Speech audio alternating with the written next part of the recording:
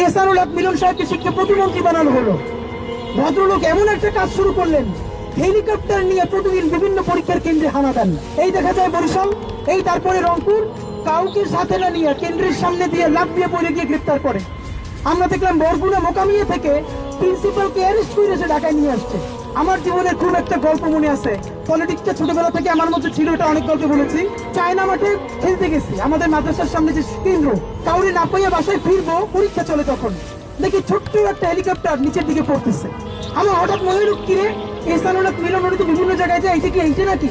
দৌড়ে গেলাম, আমার আজও মনে আছে, মিলন ভাইয়ের মনে আছে কিনা, উনি তখন খুবই মানে ড্যাশিং, দেখতে খুব সুন্দর, একটা ব্লু কালারের শার্ট।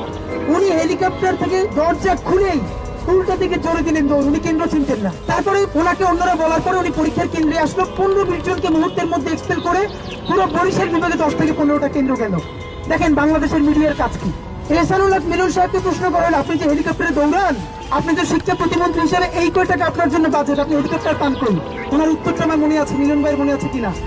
মিলন ভাই বলল, আমি আমেরিকায় ছিলাম এবং আমার পুরো পরিবার আমেরিকায় থাকে, আমার বরাদ্দের বাইরে দেশের উন্নয়নের জন্য